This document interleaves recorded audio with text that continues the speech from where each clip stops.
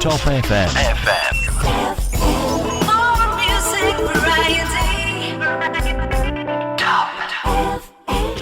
Top Mania masih di 95.1 inspirasi kita semuanya dan masih bersama Bayu Ahmad untuk malam hari ini. Ya, kita masih bersama saya masih Mas aja lah pokoknya. Iya. Iya, masih Mas aja dan kayaknya lebih familiar, lebih mendekatkan diri saya yang udah agak-agak ketua. 11-12 ya. Ya, sebelum pembelajaran IPA di masa pandemi COVID-19 ini untuk Top Mania masih bersama Pak Winarto MPD. Ya, beliau adalah praktisi pendidikan sains. Sebelum mungkin kita ulas, ya Mas, untuk saat ini memang mungkin dunia pendidikan lockdown gitu ya. Iya, Ya, betul. dunia pendidikan lockdown sejak sudah Februari ya kalau Ya, dari awal Maret, awal Maret. ya. Nah, ini tentu sebenarnya pandemik itu mungkin apa sih Mas? Pandemik mungkin banyak yang belum tahu juga ini. Pandemik itu apa gitu. Kalau dari definisi yang dikeluarkan WHO itu, pandemi itu sebuah penyakit yang mewabah tidak hanya berlaku untuk satu negara, tapi sudah lintas negara gitu. Dan persebarannya sangat cepat. Itu definisi dari pandemi, sudah penyebaran penyakit itu bahkan lintas benua. Lintas benua ya. Dan tidak hanya Indonesia saja ya. Pak Gebluk ya, kalau dulu Pak Gebluk gitu ya. Iya, betul sekali. Ya, mungkin Pak Gebluk kalau zaman-zaman dulu Pak Gebluk. Dan pandemik sendiri ini hanya baru kali ini yang COVID-19 yang betul-betul luar biasa, atau mungkin sebelumnya ada yang lain gitu. Ya, sebelum pandemi COVID-19 ya atau 19 ini, atau di Indonesia pernah dihebohkan itu dengan flu burung. Itu termasuk suatu penyakit yang persebarannya melalui hewan dan terjadi di beberapa negara. Tapi kalau ini kan sudah ya hampir seluruh negara kena. Kalau flu burung memang jumlahnya juga tidak terlalu banyak korbannya. Sekarang kan di dunia sudah hampir lebih dari 1 jutaan. Itu yang menyebabkan ancaman bagi semua manusia. Yang awal mulanya dari Cina, kemudian sampai sekarang tertinggi masih di negara Amerika. Ya, dan ini yang juga akibatnya berdampak pada anak-anak didik kita. Dan ini sudah berarti Maret, April, Mei, Juni, hampir 4 bulan ini. 4 bulan. Dan kemarin itu hari Senin kalau tidak salah Pak Menteri Pendidikan, Mas Menteri Nadiem Makarim itu sudah mengeluarkan aturan untuk perguruan tinggi itu tidak boleh menyelenggarakan pembelajaran tatap muka. Untuk di SD sampai ke SMK itu hanya 85 kota, kabupaten kota se-Indonesia Yang boleh tatap muka. yang boleh tatap muka atau yang di zona hijau. Berarti itu yang new normal itu ya, yang masuk di new normal itu. Ya, yang dikatakan daerahnya aman ya? begitu. Meskipun sampai sekarang per hari ini saja COVID-19 tertinggi juga 1.330 berapa Di Indonesia. di Indonesia. Dan Kabupaten Brebes sendiri masih belum hijau gitu ya. Belum hijau. Yang awalnya kuning-kuning terus. Sekarang malah masih merah berarti ya. Masih, karena di Brebes sendiri kan ada klasternya. Klaster yang pertama dari Goa, kemudian yang terbaru juga ada yang datang dari perantauan. Bahkan yang saya cermati di berita itu ada satu IRT atau asisten rumah tangga ya, itu positif di Klaten, tapi asalnya dari sini, dari Kabupaten Brebes. ya, Larangan. Mungkin sudah terjangkit di Brebes atau seperti apa, kan kronologinya saya kurang memahami itu. Ya, dan ini tentu berimbas pada mutu mungkin. Ya, dengan lockdownnya pendidikan di Indonesia saat ini, mungkin juga ada imbas mutu untuk pendidikan, Mas. Tentu untuk tingkat SD ya, SD, SMA, SD, SMP, SMA itu, jadi pembelajaran dengan teknologi apapun sepertinya tidak bisa mengurangi yang namanya peran guru. tidak bisa mengurangi yang namanya peran teman atau interaksi sosial begitu. Karena bahkan di Indonesia menurut saya perkembangan infrastruktur telekomunikasi atau jaringan internet itu belum merata. Beberapa coba saya tanya ke guru atau tetangga saya, kan ada anak-anak SD, gimana pembelajarannya? Ya ada yang diberi tugas, ada yang tidak diberi tugas, dan guru juga bilang, wah angel mas, orang tuanya orang tuh HP, sinyal, pulsa, iya betul. Iya. Jadi ya kalau di kota-kota besar kemarin ketemu dengan teman saya lancar menggunakan aplikasi Zoom atau aplikasi yang lain. Tapi kalau yang di desa-desa ini memang hambatan lah untuk tetap melaksanakan pembelajaran begitu mas. Dan ini tentu tahun ini adalah tahun pertama lulus tanpa ujian. Betul. Nah kalau memang wacana Mas Menteri kan tahun depan 2021 sampai mungkin selama menjabat itu untuk pendidikan dasar dan menengah itu tidak ada UN. Nah, kemarin itu UN terakhir sebenarnya. Yang baru menyelenggarakan berarti SMK. sebelum ada Covid pun wacana itu sudah ada, ya? Dengan programnya Mas Menteri Merdeka Belajar. Jadi Mas Menteri itu ingin melihat hasil pendidikan itu tidak hanya serta-merta dinilai dari kemampuan siswa mengerjakan soal. Itu menurut saya satu pandangan yang baru sih, yang selama ini menteri-menteri pendidikan sebelumnya ya tetap bersikukuh mengukur bahwa kemampuan siswa itu harus diukur dari akhir finishingnya gitu ya, finishingnya. Ya kemudian sesuai dengan bidang dari Mas Winarto ini, ya untuk pembelajaran IPA sendiri seharusnya yang dilakukan guru SD seperti apa mas? Nah jadi berdasarkan banyak penelitian, IPA itu termasuk tidak hanya di Indonesia, termasuk mata pelajaran yang dikatakan dibenci lah. Betul mas? Betul.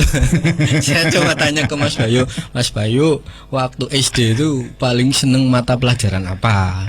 Olahraga. Ya, sama seperti mahasiswa saya di PGSD peradaban itu, saya tanya, kamu paling seneng apa? Olahraga. Karena olahraga itu aktivitas fisik itu. Dan pikiran itu sama-sama bergerak, jadi tidak monoton.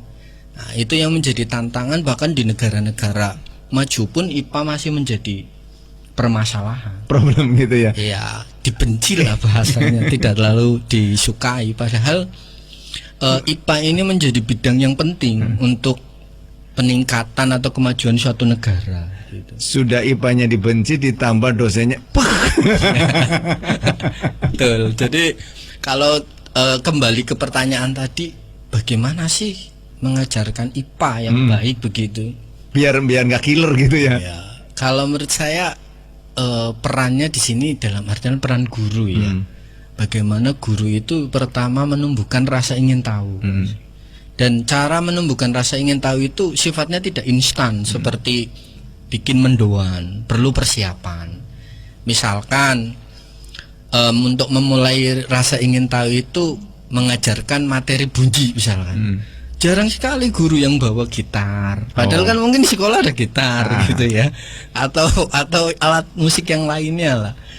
Ibaratnya memang harus ada semacam aksesoris lah ya. Iya, harus ada media betul. Media yang harus membuat siswa itu apa Pak Guru nggak apa gitu, atau itu hal yang sering dilupakan karena mungkin kebanyakan atau praktek-praktek pendidikan itu yang namanya mengajar itu hanya menyampaikan materi, kemudian siswa suruh mendengarkan atau mencatat, selesai.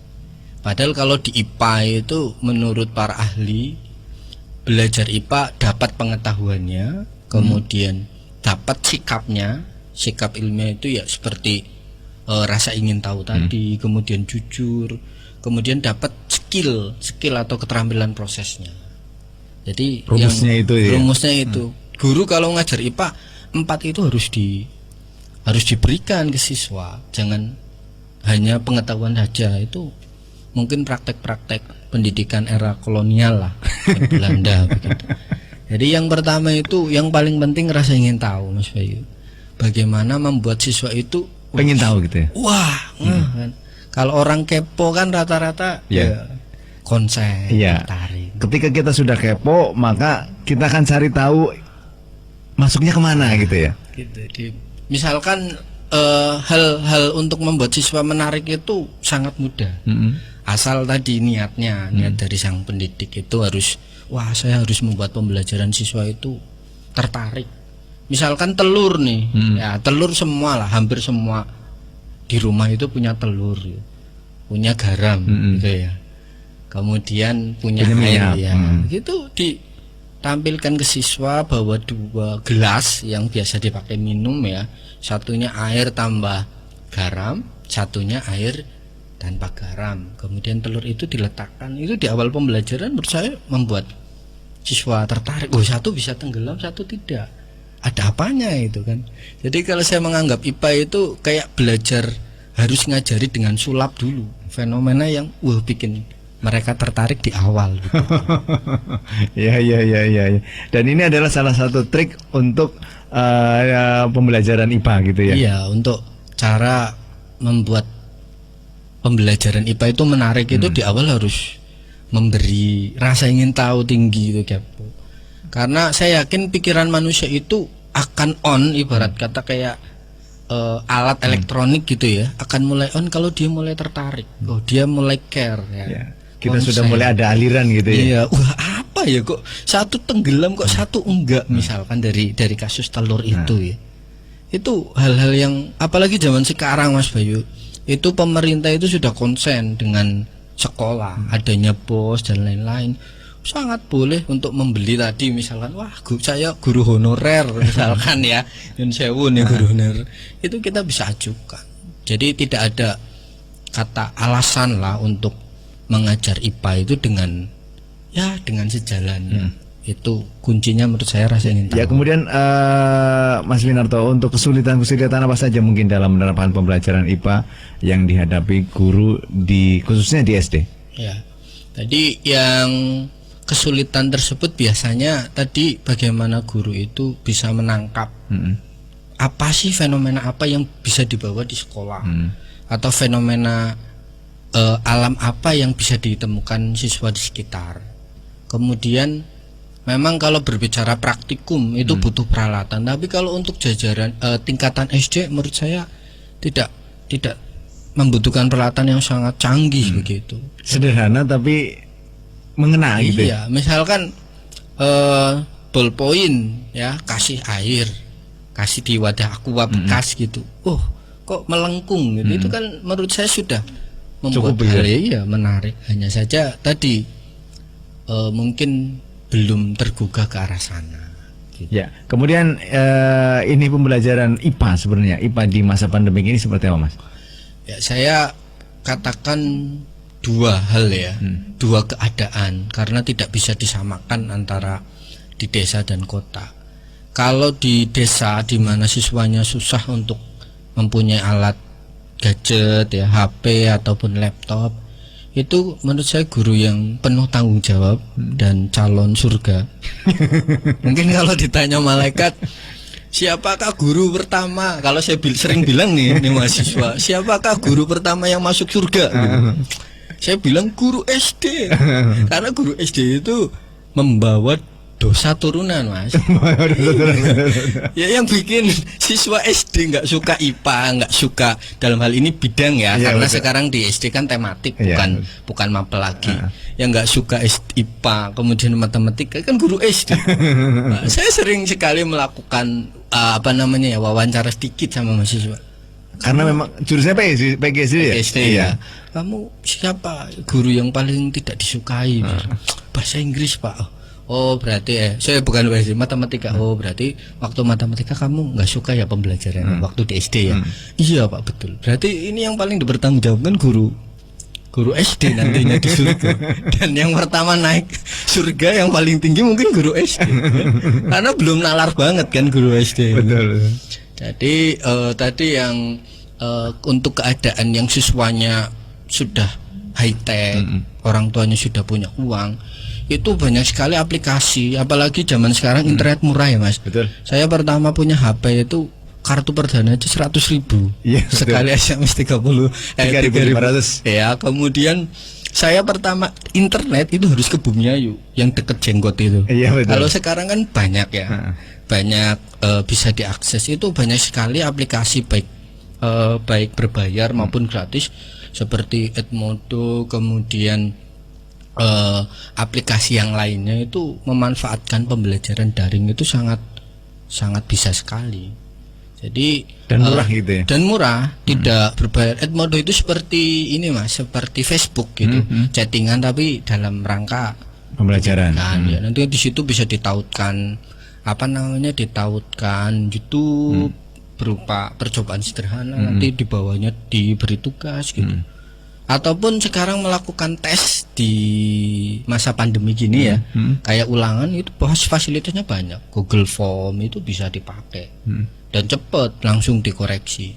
Itu kalau untuk yang di sekolah-sekolah yang kalau bisa ke arah sana dipakai aplikasi dan lain sebagainya, karena kan menarik tuh, ada tampilan, ada kemudian ada bentuk konkret nyata, kayak apa sih darah bergerak kan ada di YouTube semua.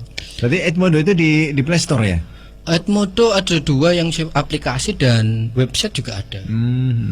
Banyak sekali lah aplikasi-aplikasi Kahoot juga banyak juga yang kuis-kuis menarik begitu. Saya rasa sangat banyak sekali sekarang gitu.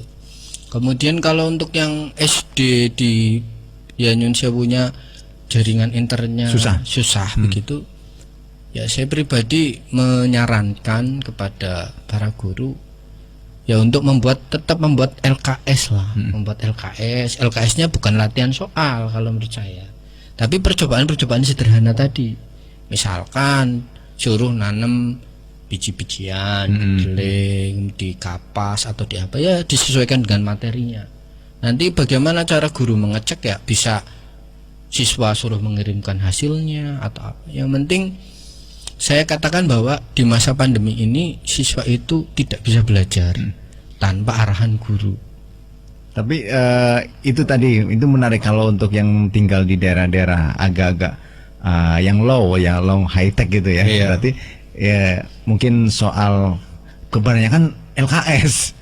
Untuk saat ini kebanyakan saya lihat itu LKS yang LKS, iya, untuk anak saya juga yang dikirim LKS gitu. Nah, dan itu memang tidak begitu mengena.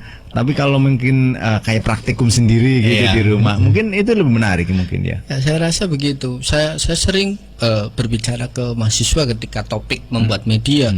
Saya tanya LKS merek X gitu ya. Itu termasuk LKS tidak? Gitu. Ya karena itu hanya latihan soal. Padahal IPA yang membuat bosan itu seperti itu, latihan soal, tapi tidak mencoba menyajikan praktikum, mencoba menyajikan siswa dengan media atau dengan fenomena. Kayak pelajaran olahraga lah ibaratnya. Iya, kayak olahraga. Jadi logikanya belajar IPA asik itu kayak olahraga. Betul. Fisik dan akalnya itu hidup keduanya. Kalau hanya salah satu saja bosan Mas. Apalagi secara psikologis itu semua manusia itu bisa konsen 1 jam. Dan anak SD itu semuanya berpikirannya masih bermain gitu. Tidak bisa sifatnya diajak formal. Sehingga saran saya ketika pembelajaran SD materi mata kuliah ini, kamu pasti ada gamenya begitu. Apalagi dengan latihan soal itu, saya rasa ya tidak terlalu menarik lah. Kecuali praktikum sederhana tadi loh ya. Sangat bisa sekali diterapkan di rumah. Misalkan tadi telur ya, atau materi yang lain banyak sekali. Ya, betul. Yang dulu kalau saya dulu malah di SD itu ngukur jarak matahari itu yang pakai bayangan ya. Itu perasaannya fresh gitu loh, senang gitu. Saya sering juga ditanya ke mahasiswa, Mbak, Mas, kamu lulus SD itu berapa tahun dari kamu SD? Rata-rata kan sekitar 7 tahun ya. 7 tahun. Kok kamu masih inget ya pelajaran IPA waktu di SD? Apa artinya? Sedang SMA banyak yang lupa. Ya, apa artinya? Itu artinya pembelajaran yang benar. Diingat terus kan, namanya belajar kan menyimpan memori begitu. Itu namanya pembelajaran yang menarik. Ya baik temannya, sangat menarik untuk malam hari ini dan topiknya juga menarik. Ditambah Mas Winartonya juga menarik. Ya untuk malam hari ini sudah ada juga untuk teman-teman yang menyapa Mas Winarto nih di Facebook Top FM. Pak Winarto, kok cuma hanya Pak Winarto aja nih. Apa ini maksudnya nih Mbak Aski harap lebih ya. Ya halo, salam kangen Bumi Ayu dari Jakarta juga. Terima kasih Mulyana. Kemudian juga Afif, Afif Pak Winarto. Oke, matur suwun.